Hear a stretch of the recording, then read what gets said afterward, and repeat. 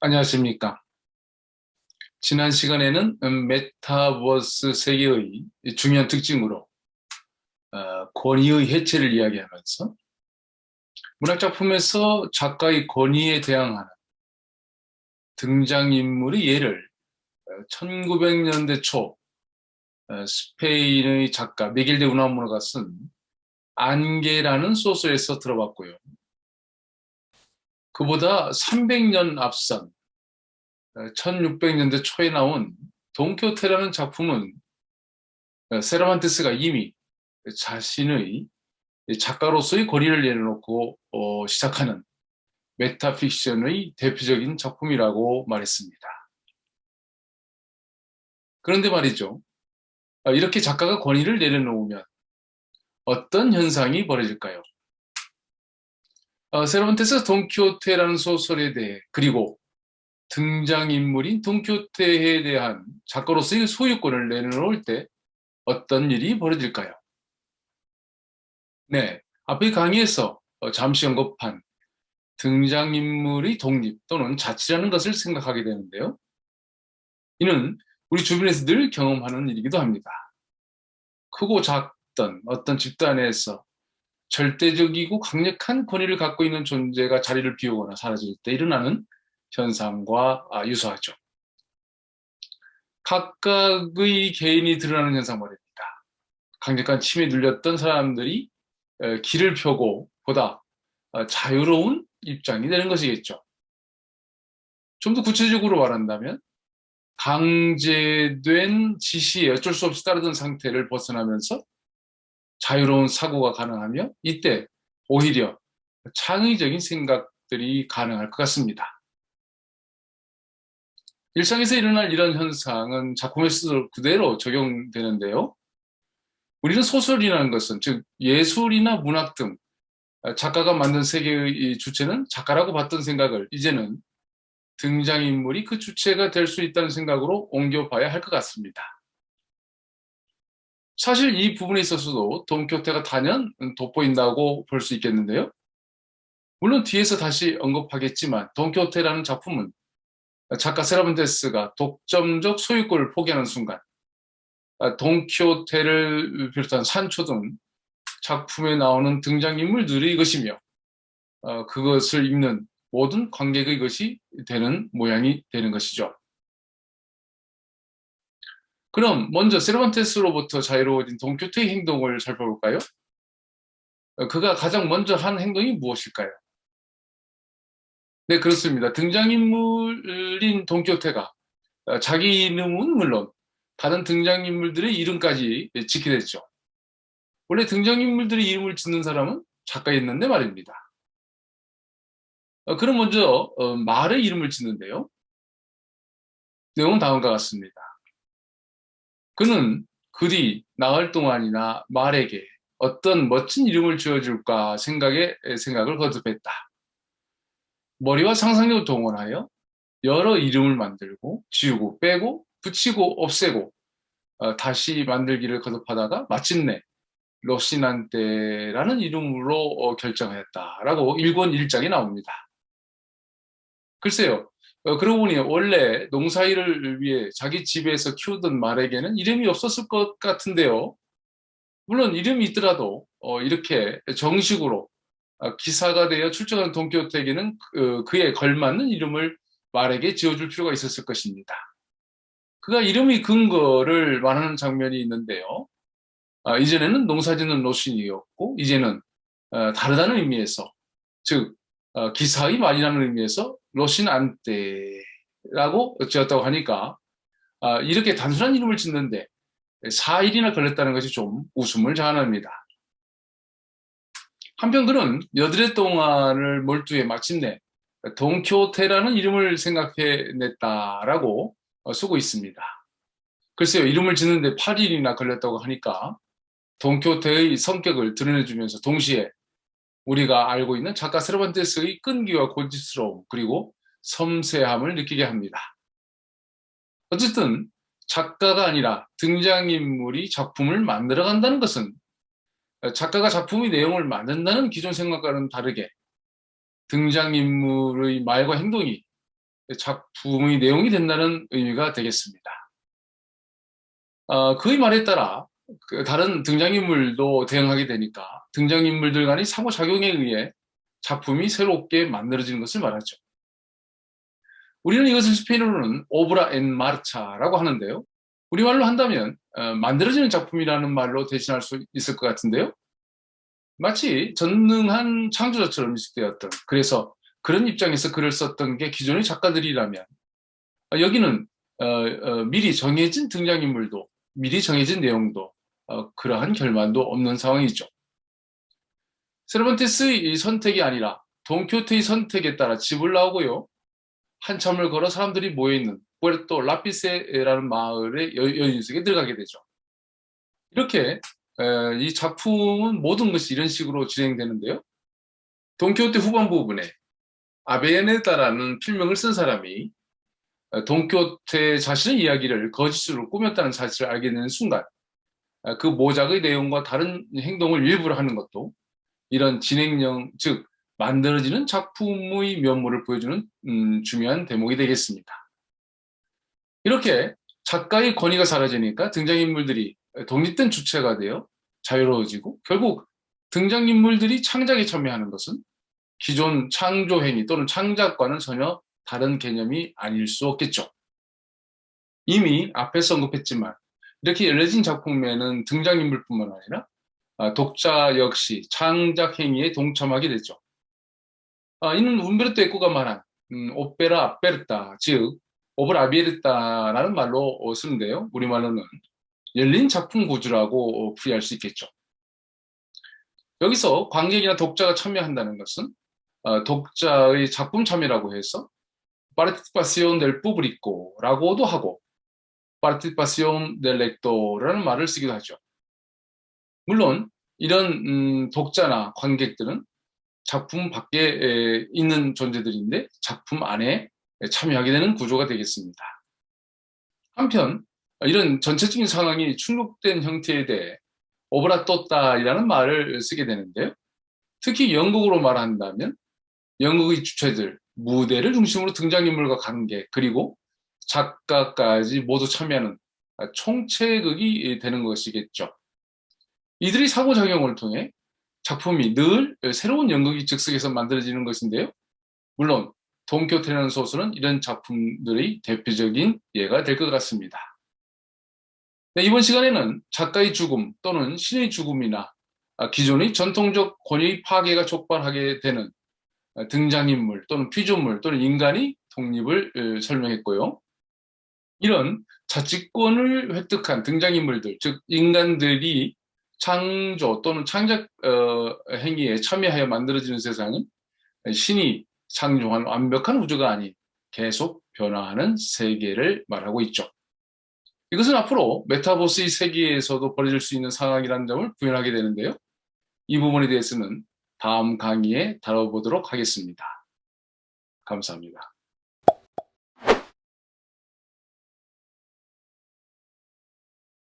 안녕하십니까. 우리는 현재 메타버스에 대해 이야기하고 있는데요.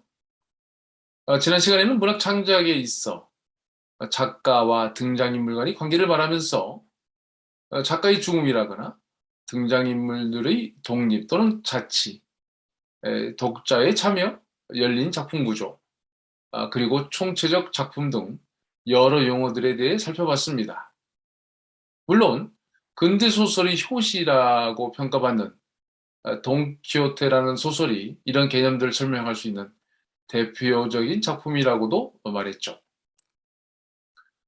한편 이런 문학에서의 관계와 현상은 결국 현실 속 신과 인간의 관계를 반영한다고 볼 수 있겠는데요. 특히 창작자, 즉 작가와 등장인물의 관계는 창조자인 신과 그 피조물이 인간과의 관계에 빗댈 수 있겠습니다.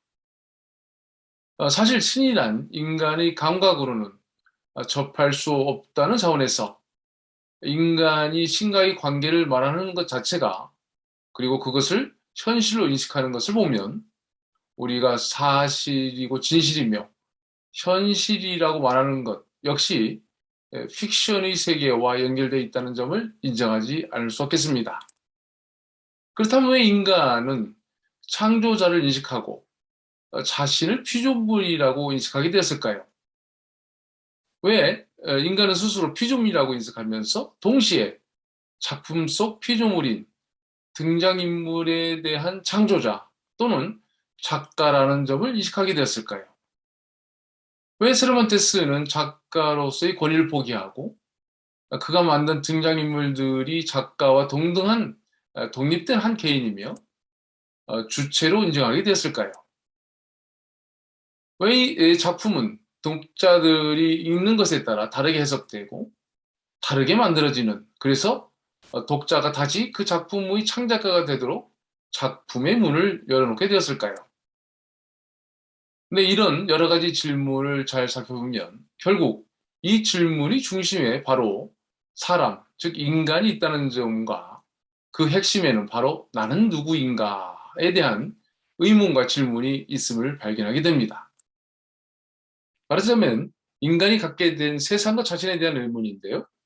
피조물로서의 자신과 창조자로서의 자신이 교차 반영되는 가운데 자신을 바라보는 모습을 보게 되죠. 앞에서도 언급했듯이 메타적 관점의 가장 핵심은 자의식과 자기 반영이라는 점을 여러분들은 기억하고 있을 것입니다. 한편 나는 누구인가 라는 질문에 이어 가장 먼저 나온 것 중 하나가 나는 어디서 왔는가일 것 같은데요. 이 질문은 인간이 자신보다 상위의 신을 인식하게 된 것과 깊은 연관이 있을 것 같습니다.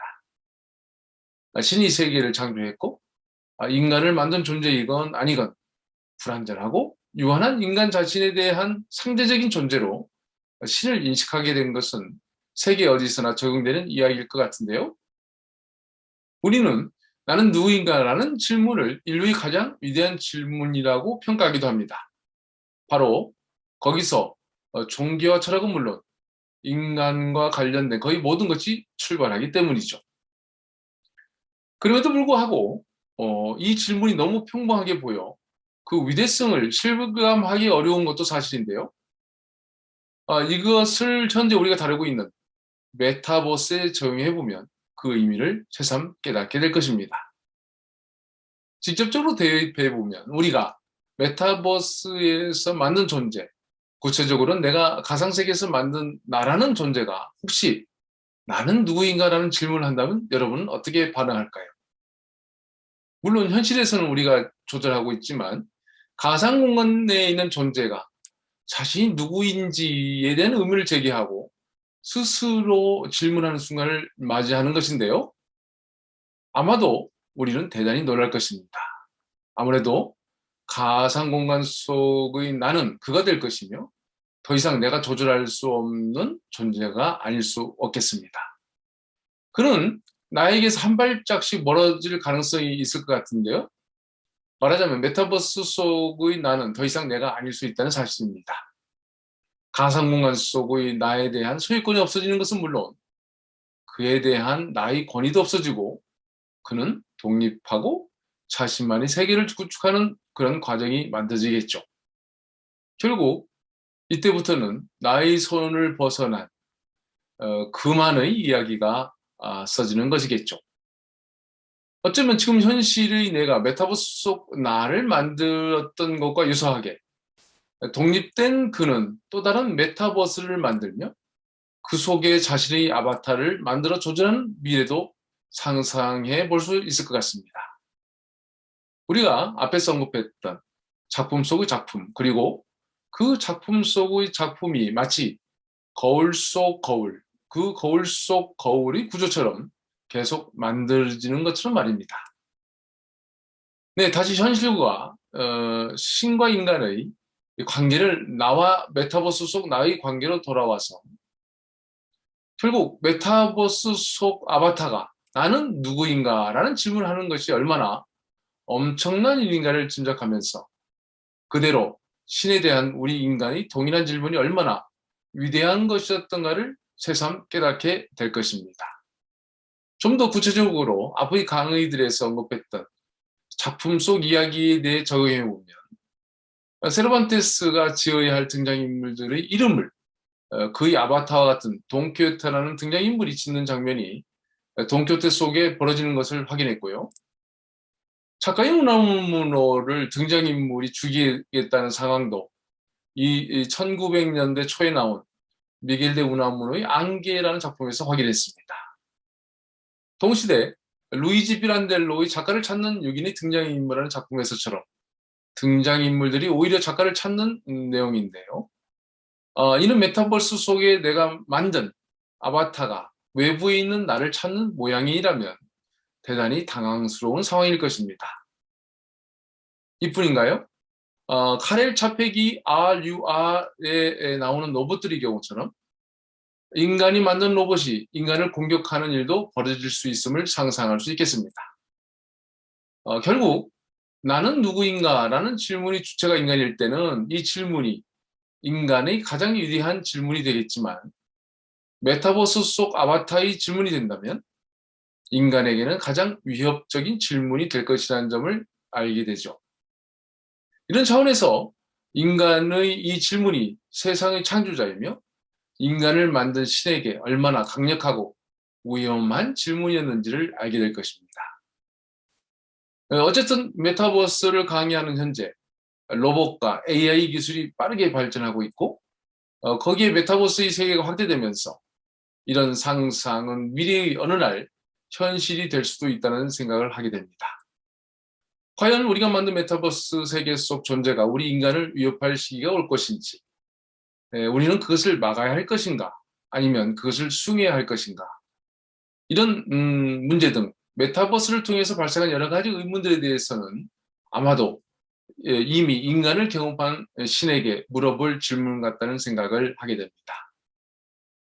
네, 이번 시간에는 그동안의 메타 강의에서 다뤘던 여러 가지 개념들을 관통할 수 있는 가장 중요한 질문으로 나는 누구인가에 대해서 생각해 봤고요. 이것은 결국 메타픽션과 메타인지, 메타 언어와 메타극 등을 비롯한 제반 분야는 물론 메타버스의 세계에서 계속될 질문이자 과제라는 점도 함께 생각해 봤습니다. 감사합니다.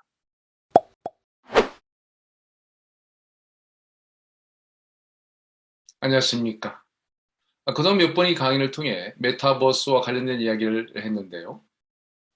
강의를 시작하면서 제가 1991년부터 5년 동안 스페인 마드리드 대학교에서 박사과정을 공부한 학위 논문이 20세기 초 스페인 메타극의 이론과 실제였고 그 이후에도 주로 메타픽션 등 메타 관련 논문을 써왔다고 했습니다.